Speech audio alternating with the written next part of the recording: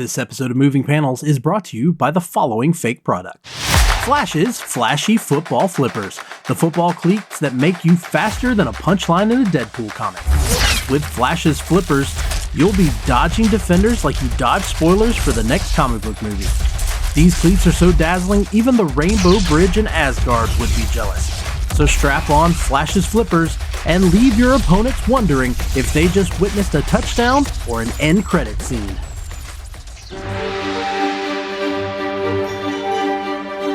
Welcome to this Moving Panels One Shot. Let's have a nerdy little conversation. And today I have Tim Williams from the 80s Flick Flashback. Welcome, Tim. Hello. Glad to be here. And I have asked him to come on to do an episode in which he knows nothing about. And thanks for choosing me, sir. Not that he's not going to know anything about the topic. I just didn't tell him what the topic was. All I told him was that I want to talk about a character. Isn't that what I said? I think so, yeah. Yeah, I wanted to talk about a character, and it's kind of an obscure character, and so I kind of wanted to do it like a, have you ever heard of blank? Okay. And so here we are. It is early in 2024, and there's a lot of sports stuff that happens. Mm-hmm. We have bowl games, national championship for college football right at the beginning of the year. The Super Bowl comes in February. Basketball, college, March Madness happens in March, and then baseball kicks off in April. And so right here at the beginning of the year, lots of sports. And so I wanted to talk about a sports-themed comic book character. Oh, okay. So I want to start by asking you, are you familiar with any sports-themed comic book characters? Can you think of any? I want to see if you think of the one I want to talk about today, but I'm curious to know if you can think of any. The first one that pops in my mind, which I don't think it's a comic book, I think it was a comic strip, was Flash Gordon, right? Okay, yeah, Flash Gordon I do have on this list. Okay, yeah, Flash so Gordon. He was a football star. Well, that was only in the movie. In the comic book, yeah. So in the movie, he's a New York Jets football player. Right. In the comics, he was actually a Yale polo player. Ah, okay, gotcha. Yeah, which over the years, I think they adapted to just make him an athlete. Right, so he could play mini sports. But originally he was a Yale polo player. So yeah, Flash Gordon was one that I figured you might think of. Not who we're talking about today, though. Can you think of any more? I'm trying to... There's one more I kind of hope you think of, but not the one we're going to talk about today. It's just, this one comes to my mind. Has a movie been made about this character? I wouldn't say about this character, but this character is in a comic book movie. Okay. Yes. Or movies. Wasn't Fantastic Four was a race car driver, or was that in one of the movies? Was it Flame? No. Okay, that must but I'm more talking about the actual like comic book, like the hero is a sports themed hero or villain. I will say there's a villain. There is a villain on my. There's a couple of villains on my list. I don't know if you'll think of them. One of them has been in a movie. Okay. And then the other one has been in several movies, starting in was it the late 80s? I think it was the first time. 89? Was it 89 or 90? You'll tell me when you know. If I ever know. And then he's even been in recent movies because they keep remaking this franchise. But he's not the main character. The main character are these four other characters, and then he's a side character.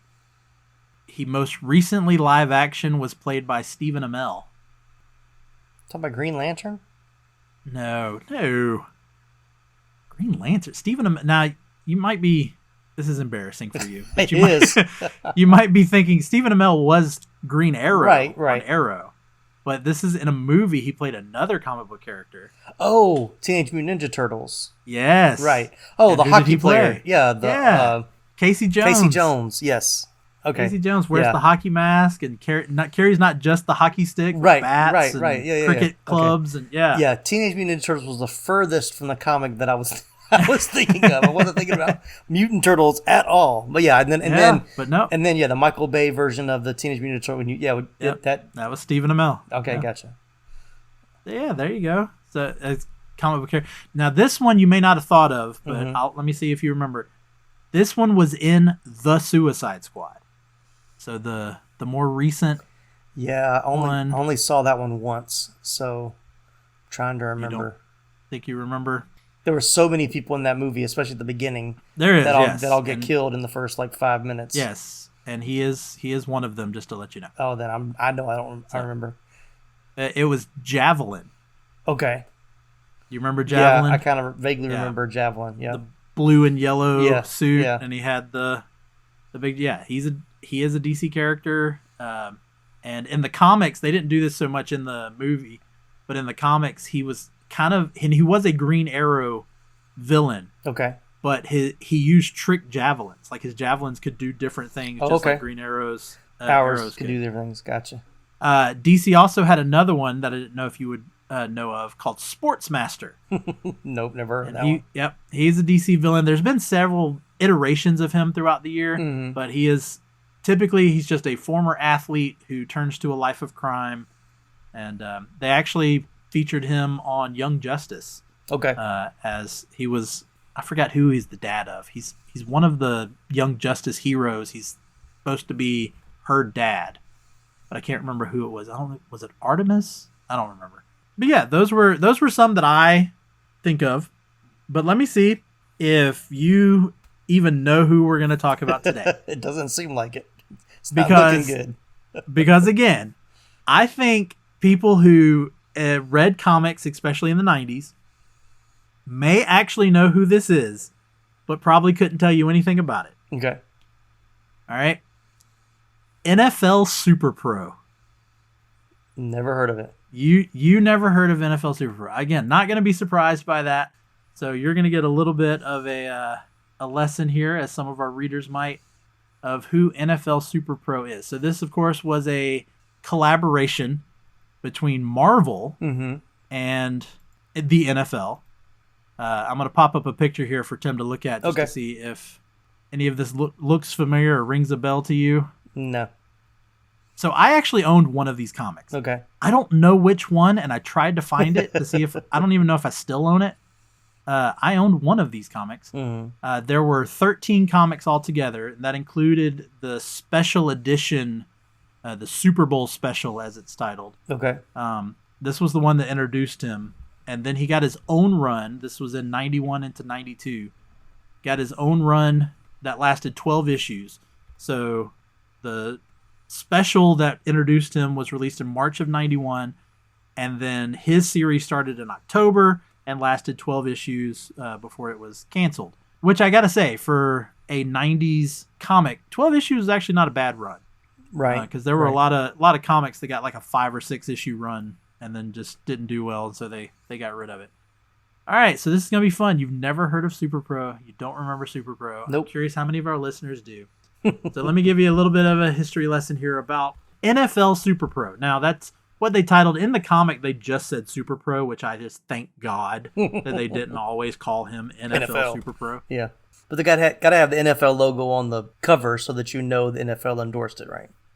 Oh yeah, and well, that was on his chest. Okay. It was like the Superman symbol. Yeah, it was the NFL logo. There's even in one of the issues, there's a sniper, and they do the thing where all of a sudden the sniper just sees the NFL logo in his scope. In his scope. But NFL Superpro was created by Fabian, and I will butcher this last name, Nicieza. Now, if you are not familiar with that name, this is the guy who co-created Deadpool. Ah, okay. So the guy who co-created Deadpool also created NFL Superpro. Yeah. So this comes straight out of the comic book. This was in the special edition, the Super Bowl edition. Phil Grayfield seemed destined for greatness in the National Football League until an injury ended his career before it began. But fate guaranteed that his connection to football would continue. A fantastic accident enhanced Phil's natural athletic abilities to superhuman levels, and he became NFL Superpro.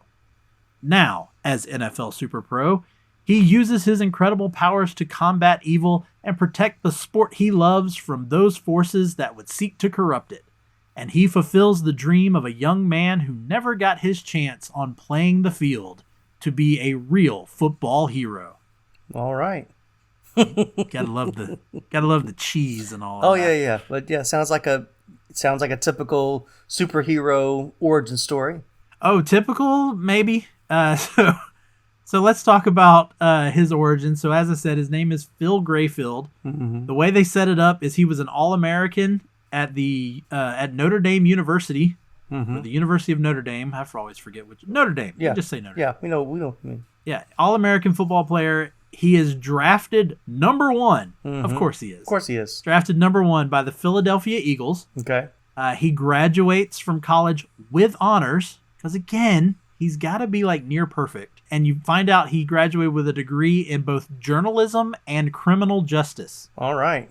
Now keep that in mind. This is before he has become a superhero. Mm-hmm. This is before anything that's about to happen happens. Mm-hmm. This is when he is an athlete. He has a degree in journalism and criminal justice. All right, so he gets drafted by the Philadelphia Eagles. On the first day of rookie camp, he injures his knee, and he's out for the season. Heartbreak already. Yes. He rehabs, and he returns the following season, only to break his leg during an exhibition game. Oh my gosh. And is out the entire season. He rehabs again, but he is cut by the Eagles and gets a chance to try out for the Bears, the Chicago Bears. Mm-hmm. And at the tryout, he saves a young boy from falling down the bleachers, and in the process, he breaks his leg. Oh my gosh. It is at this point that he sounds more like Mr. Glass than NFL Superpro at this point. Yeah. He realizes that he's not going to make it as a athlete, and he gets the chance to become a sports reporter, as you do. Yes. And his very first job, so let's follow this. Like he the first thing never goes well for him. Right. His very first job as a sports reporter is to interview a rich and reclusive football superfan by the name of Rudy Custer. They do this whole thing of like he does not do interviews and people don't even really know where he lives, which I guess they just say, but he just gives this information to Phil. And Phil goes to his house and he's seeing all of this football and I think it's mostly football memorabilia. And then you find out that Mr. Custer has designed an indestructible football uniform. Okay. Why? Comics. Right. Why? Because he just says, he says, I'm an inventor too, and I invented this. Mm-hmm. Why doesn't... That's why he's a recluse. Why doesn't the NFL use it? Oh, well, because the suit costs $5 million. One suit costs $5 million. And also has to be molded to fit the player, the individual player. Okay. And then all of a sudden, a bunch of thugs break into his house in order to steal the NFL memorabilia. Not the uniform. Just his NFL, just all of his memorabilia. Okay. And of course, they followed Phil there because they again bring up, how did you know where he lived? Well, we found out you were doing the interview, so we just followed you. They kidnap Custer for some reason. They're stealing all his stuff. I don't know why they needed to kidnap him, but they kidnap him. I also don't know why they need to tie Phil. Well, they do explain it. They tie Phil up using film. Like film from a game? Like game film? Okay. Like they find these old cans of old football film, and they tie him up with film. I don't know if film's that strong, but they tie him up with film. And then they decide to pour gasoline everywhere and set the place on fire. They're going to kill this reporter. Keep in mind, these are guys that are just there to steal football memorabilia. And they are now going to commit kidnapping, arson, and murder. Yeah. Yes. The trifecta. Now, again, I don't know how strong film is, but I have seen film burn. It burns very easily. But anyway, as Phil is trying to get himself loose, he knocks over some chemicals. Because, again, comics. And he is covered in, I think they actually say this, he's covered in gasoline, plastic, because the chemicals are some sort of plastic that he used to make the suit, the foam that came out of the fire extinguishers. Okay. So all of those chemicals, and this is the fantastic accident, as Marvel puts it. And he is burned, but yet he doesn't feel like he's burned, because this is what gives him his powers. He then puts on the uniform. Of course. The uniform that they just said a few pages ago had to be molded to the player. Right. He just puts it on. So it is a perfect fit for him. Yep. And then he rescues Custer. He, turns the thugs in, and Custer lets him keep the suit. Of course he does. Yeah, it's a $5 million suit. Yeah, right. You go ahead. They burned down my house, but you go ahead. You keep that suit. So there you go. So what are your thoughts on NFL Superpro so far? I got a couple other things to mention though. So he now fights crime. Yes. As a guy with enhanced abilities. Well, he definitely needs an indestructible suit because he breaks so many bones just playing football. So that's probably a good thing. It's interesting. I'm gaining parallels from like Ant-Man, at least the movie, with he's coming to the Scott suit, Lang version. Yeah, he gets a suit, very loosely, but that's somewhat similar. But okay, I'm interested to see where it goes. Yeah, and even though this is Marvel, there's kind of a connection with the Flash, where it's the chemicals. Yes, of course, along with the accident. That lead to it. So it's interesting, like it, the suit itself could have been what made him a superhero, but they're going to add the superpowers with the super suit. Yes. Okay.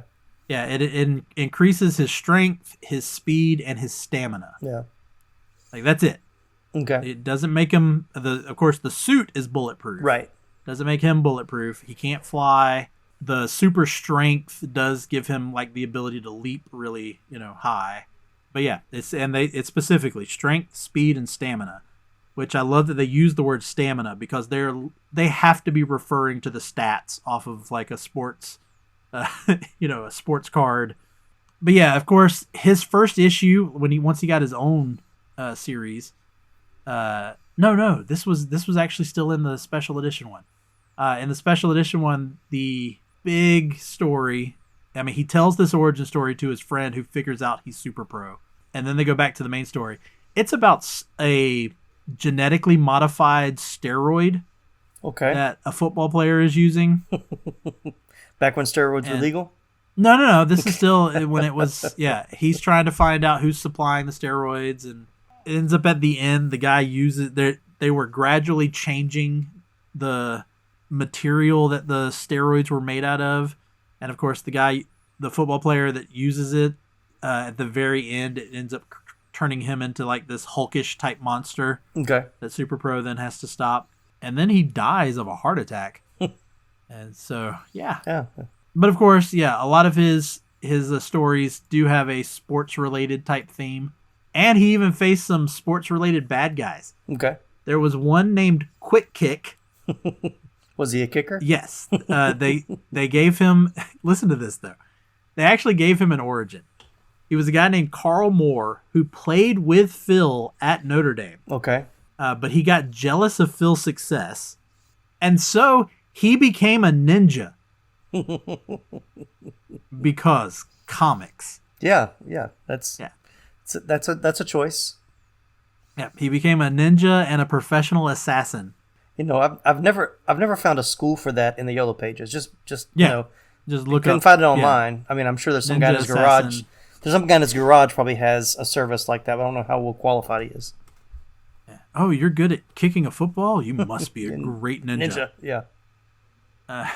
Then there was another assassin who could do this. It's time traveling, but it was kind of a little different type of time traveling. And of course, his name was Instant Replay. I love that. That's good. So like I said, he had 12 issues. He teams up with Spider-Man in his first issue. He teamed up with Captain America in his 8th issue. Okay. He didn't face off against any major villains. It was either some street gangs or like mobsters, and then you had these couple of, this random bad guy of the week or month, I guess you would say. But I do want to point out there is some controversy behind Superpro, and that happened in issue number 6, which came out in March of 1992. And here's a synopsis of the story. So Phil is doing a story about an ice skating champion named Laura Eagle when she is attacked by a trio who are dressed as Hopi Kachina figures, or Kachina. I don't know how you pronounce that. Now, if you are not familiar, Hopi is a Native American tribe. Okay. And the Kachina or Kachina are these like deities that they worship. Okay. So you can kind of see where this is going. Yeah. Yeah. So the Kachinas, who are armed with ridiculous weapons like nunchucks and a chainsaw, are after Laura because she has turned her back on the Hopi tribe to become an athlete in the quote-unquote white man's world. Okay. However, in a twist straight out of Scooby-Doo, it is found out that they are not Native Americans, but they were hired by a corrupt businessman named Tyler Gaunt, and they are white guys that dressed up as an attempt to discredit a group of Hopi political activists that were being led by Laura's sister, who are opposed to Gaunt opening a casino on their land. So, of course, the real-life Hopi people were not very happy about this issue, and Marvel did decide in response to pull the comic from the shelves. The thing was, it was a little too late, as issue number 7 had already been shipped and was already on its way to shelves, so that means the run for issue 6 was already over. But I did find out a little bit of my research. Issue 6 had a $70,000, or not $70,000, but a 70,000 copy print run. Wow. Okay. There were 70,000 of these comics released. Comics nowadays don't get that big of a run. So it's kind of crazy. This is 92. Yeah. And if you know comic book history, this is when a big boom was happening. Oh, for sure. Yeah. Yeah. So, yeah. Now, Nasiza, again, probably mispronouncing it. He only wrote, I think, like the first 3 issues, and then he was replaced by Buzz Dixon. And I did find where Buzz Dixon was quoted as saying that he tried to depict Superpro as, here's the quote, not the sharpest crayon in the box. There's a good stamp of endorsement. Right. Let's keep that jock stereotype going. Yeah. Of course, they did. This interview also did bring up that issue which he wrote, and he said he did not try to offend the Hopi people, and he was actually actively trying to write a story that was not offensive. I will say I did read the issue. I can see where it's problematic, but I do also see where he was trying not to make it problematic. Right. So it is what it is. I will say that nothing about that issue, as well as any of the Superpro issues, have become special. I just went looking. You can find the copies of Superpro on like eBay for not a lot of money. Okay. I actually found both the Super Bowl special and the number 1 issue. I found both of those being sold together for like $10. Okay. Yeah. Reasonable. So yeah, there's not much. And of course, when the license for all this ended with the NFL, the whole partnership ended. Yeah. Of course, what does that mean? He has to die. Well, he didn't die, but it means he no longer exists. Right. Because they can't refer to him anymore. And he can't use the logo. They can't. Yeah, he can't exist. He can't just make a random appearance or whatnot. So yeah. So he exists in these 13 issues. And that's it. Now, the NFL and Marvel have done some other like partnerships throughout the years. I don't know if any of them have really been comic related. I know a few years ago, maybe 2015-ish, had an artist draw up what all of the NFL helmets would look like if they were in the Marvel universe. Yeah, I've seen that's pretty cool. But yeah, this was NFL Superpro. I'll admit, I was really hoping you at least had seen it before. No, but yeah, so no. So do you now have any interest in like looking up what I would? Yeah, it would. I mean, with it being a short run, knowing that I could, go through it pretty quick and just have some fun with a singular character. And then he worked with Spider-Man. He worked with Captain America. Those are 2 of my favorite Marvel characters, so it'd be cool to see how that interactions are. And when you showed the covers, I mean, I was like, okay, if I would have seen that on a shelf at that time in my life, I probably would have picked it up and at least flipped through it to see if it was something I would have wanted to read, because I was still into like football even then, and that would have been a cool one to watch or to read. Like I said, I picked up one back in the 90s, that 91, 92. I know I picked up one. I don't remember which issue it was. I tried to look through the covers to see which cover rang a bell. Right. But I know I owned, if not still own, it could be in one of my boxes that I just can't find it. Because I don't really... All of my non-Superman comics are just kind of loosely thrown together. Gotcha. So I don't really have a way that they are organized. So he could be in there, whichever issue I have. But I did remember this character. But I thought this would be a fun one to talk about, and maybe even the beginning of a series. Do you know about this character? Or, that's cool. You're bringing back some obscure characters that people might have forgotten about that could pique some interest to get them read again, or more well known. So I like that. That's cool. I doubt there'd ever be a way to bring him back. Because with the NFL connection and all, but there you have it. So if you have never heard of NFL Superpro, now you have, and do what you will with that information. Right. All right, we'll go ahead and wrap things up with this one shot. Thanks, Tim, for joining me for that and learning about this random character from Marvel's history. Always a pleasure. It's always fun. Always learn a lot. Thanks, everybody, for listening. Rate and review the show. Tune in to the 80s Flick Flashback with Tim for more information. 80s movies you've probably forgotten about. He'll talk about those with some fun guests just like we do here. But for today, for Moving Panels, I'm Laramy Wells, and I'll see you on the other side of the page.